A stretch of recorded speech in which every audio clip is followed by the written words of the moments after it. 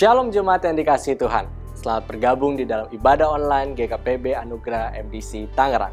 Bagaimana kabar Anda sekalian? Saya percaya kita semua di dalam keadaan yang baik dan luar biasa dalam penyertaan Tuhan. Dalam kehidupan, kita mendapati banyak jalan. Jalan Tuhan belum tentu yang tercepat. Bukan juga yang termudah, tapi sudah pasti yang terbaik. Jika Bapak, Ibu, Saudara-saudari sedang mengalami pergumulan, ingin dilayani dan didoakan, Anda dapat menghubungi nomor-nomor berikut. Dan bagi Bapak, Ibu, Saudara-saudari yang ingin untuk mengembalikan persepuluhan dan memberikan persembahan ucapan syukur, Anda dapat melalui nomor rekening yang telah gereja sediakan. Ibadah ini akan disertai dengan perjamuan kudus. Bagi Bapak, Ibu, Saudara-saudari, Anda dapat menyiapkan roti atau biskuit sebagai roti perjamuan, teh atau sirup sebagai anggur perjamuan. Dan jangan lupa untuk mengajak setiap anggota keluarga dalam perjamuan kudus ini. Selamat beribadah dan jangan lupa untuk subscribe dan klik tombol lonceng agar Anda selalu mendapati notifikasi terbaru dari channel gereja kami. Serta jangan lupa menjaga kesehatan dan kebersihan Anda. Tuhan Yesus memberkati. Shalom jemaat yang dikasihi Tuhan yang mengikuti ibadah ini melalui online streaming. Saya mau ajak pada saat ini kita bersama-sama bersuka cita memuji Tuhan Allah kita Raja segala Raja. Kita siap memuji Tuhan sama-sama dengan haleluya.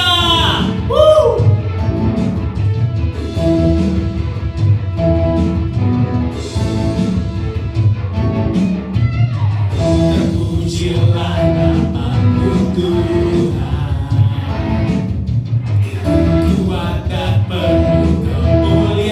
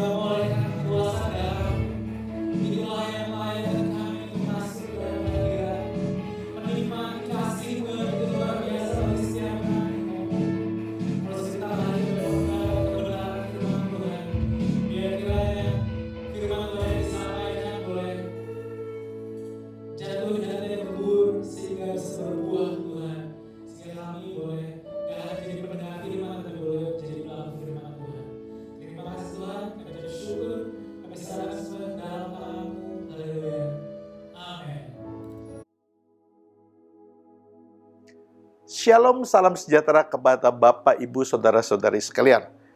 Di hari yang indah ini kita akan belajar berkat firman Tuhan yang akan menuntun kita di saat-saat yang sulit ini. Dan kita juga bersyukur bahwa PSBB sudah mulai dilonggarkan, tetapi masalahnya kita akan menghadapi yang disebut masa transisi, masa di persimpangan jalan atau disebut juga on the crossroad. Masa transisi maksudnya apa? Transisi daripada normal yang lama, transisi ke normal yang baru. Jadi yang disebut new normal. Nah, saudara, di persimpangan jalan, kalau saudara pernah ketemu persimpangan jalan yang disebut juga itu, maka disebut crossroad persimpangan itu. Di sini ramai sekali dan kita harus hati-hati karena banyak kendaraan dari berbagai arah. Nah, banyak maksudnya multiple, ini adalah banyak pilihan. Saudara mau ke kiri atau ke kanan? Ke depan atau mutar atau kemana ini? Ini banyak sekali pilihan. Arahnya juga saudara harus tahu. Kalau saudara sampai di persimpangan saudara tidak tahu arah tujuan saudara, bisa celaka saudara. Ya, saatnya saudara harus nyebrang atau saudara harus ke kanan atau ke kiri. Dan pikiran saudara juga akan terbagi-bagi karena banyak pilihan. Sesuatu multiple itu membingungkan saudara. Membuat kita juga akan dipengaruhi dengan pilihan banyak orang. Nah, ini membuat kita bingung dan kalau kita bisa salah pilih bahaya. Kita menyesal kemudian. Dan kalau salah jalan kita malah jadi tersesat. Dan juga ingat saudara, banyak pilihan ini itu berbeda-beda dan bisa berseberangan dengan apa yang biasa kita pilih, kita tentukan. Ini semua tergantung pilihan. Di persimpangan, di masa transisi banyak sekali hal-hal yang kita harus rubah. Nah, di sini saudara, jalan hidup yang lama harus dipindahkan atau pindah ke jalan hidup yang baru. Dan juga my way or your way, jalanku atau jalanmu. Mungkin kalau saudara punya pilihan yang kuat, saudara punya karakter yang kuat, saudara akan selalu berkata, pilih jalannya saya aja. Tetapi kalau saudara ragu-ragu, saudara akan berkata, apa kata orang? Bagaimana jalan orang? Kita malah mau ikut-ikutan. Nah, ini juga hati-hati saudara. Jadi pilih yang mana? Which way? Pilih yang mana? Nah, firman Tuhan makanya katakan, sebab rancanganku bukan rancanganmu. Rancanganmu bukan rancanganku. Ini kita beda berarti ya. Dan jalanmu bukan jalanku. Demikianlah firman Tuhan. Tuhan saja mengingatkan kepada kita bahwa setiap kali pemikiran kita atau cara kita itu bisa berbeda. Dan yang parah kalau berbeda dengan pikiran dan jalannya Tuhan. Nah, ini cara hidup inilah yang akan sangat-sangat dipengaruhi. Jadi bukan berkata jalan maksudnya jalan yang kita tempuh, tapi cara hidup kita. Cara hidup yang lama pada masa transisi ini harus dirubah ke cara hidup yang baru. Dan sekali lagi saudara, ingat jangan salah pilih. Dan itulah sebabnya kita semua harus memilih ikut Tuhan Yesus. Karena firman-Nya berkata, seperti tingginya langit dari bumi, demikianlah tingginya jalanku dari jalanmu dan rancanganku dari rancanganmu. Pada Yesaya 55 ayat 9. Firman Tuhan sudah mengingatkan bahwa kenapa kita harus pilih Tuhan? Karena Dia itu tahu segalanya. Dan Dia sudah punya rancangan yang terbaik. Dan Dia itu maha segalanya. Sedangkan kita sangat-sangat terbatas. Kita terbatas dengan apa? Situasi dan kondisi. Sangat-sangat dibatasi dengan pola pikir kita. Contohnya pada saat terjadi outbreak atau wabah coronavirus ini, kita semua ini pada bingung karena belum diketemukan obat yang bisa mengatasinya, obat yang benar-benar ampuh dan juga vaksin untuk mencegah penyebaran daripada ini. Saat ini saudara, di seluruh dunia masih belum bisa mengatasinya. Nah, untuk itulah kita pilih jalannya Tuhan. Bagi Dia yang dapat melakukan jauh lebih banyak, Tuhanlah yang bisa melakukan lebih banyak. Manusia itu sangat-sangat terbatas kemampuannya. Daripada yang kita bahkan kalau kita berdoa dan pikirkan sehebat-hebatnya, sebatas kemampuan pemikiran kita, itu sangat-sangat terbatas. Ahli-ahli berusaha menemukan berbagai hal, tapi tetaplah mereka sangat terbatas. Makanya firman Tuhan pada Efesus 3 ayat 20, saya bacakan sekali lagi. Bagi Dialah yang dapat melakukan jauh lebih banyak daripada yang kita doakan atau pikirkan.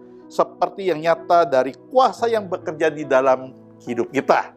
Nah, kalau kita ikut Tuhan, enaknya apa, saudara? Kita walaupun terbatas, tapi kita memiliki Allah yang tidak terbatas, yang akan memampukan kita, memberikan kuasanya kepada kita untuk mengatasi masa-masa sulit seperti ini. Pilih Yesus, saudara, pilih Dia. Sebab Dia berkata begini, akulah jalan dan kebenaran dan hidup. Akulah jalan, Dia katakan Dialah jalan, saudara. Dia sudah jelaskan, jalan yang mana? Akulah jalan, Dialah jalan. Dan kebenaran dan kehidupan, jalan yang benar. Jalan yang membawa kita kepada hidup. Dan tidak seorang pun yang dapat datang kepada Bapa kalau tidak melalui aku. Dan Dialah yang bisa membawa kita kepada yang maha kuasa, yang maha segalanya.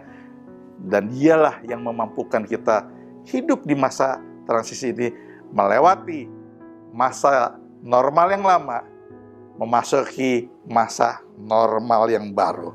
Pada Lukas 9 ayat 23, firman-Nya sekali lagi berkata, katanya kepada mereka semua, setiap orang yang mau mengikut aku harus menyangkal dirinya, memikul salibnya setiap hari dan mengikut aku.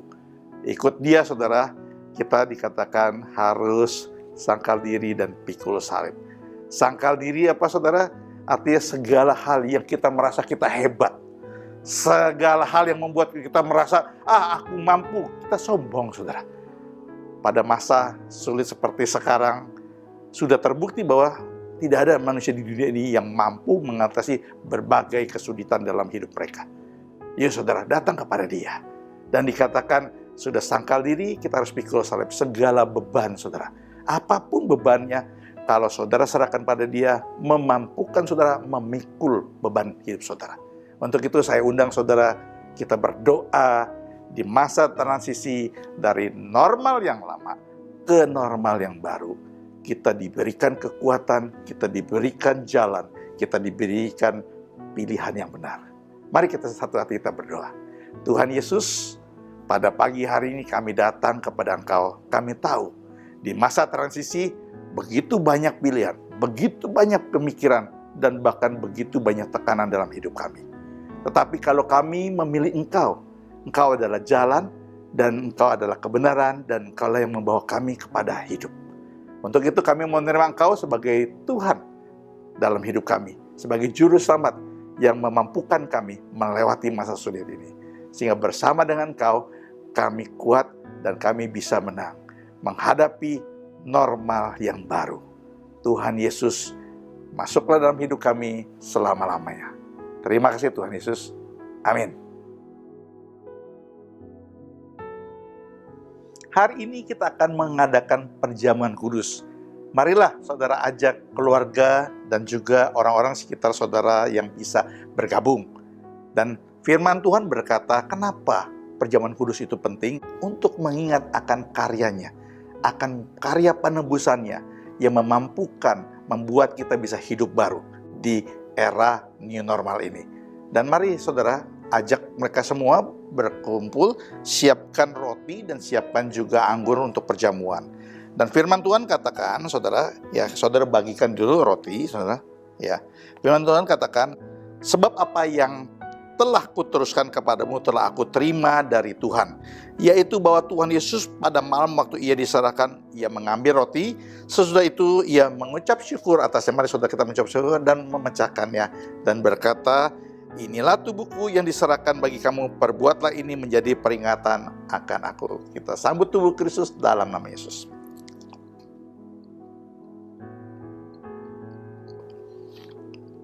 Kita bagikan cangkirnya, saudara.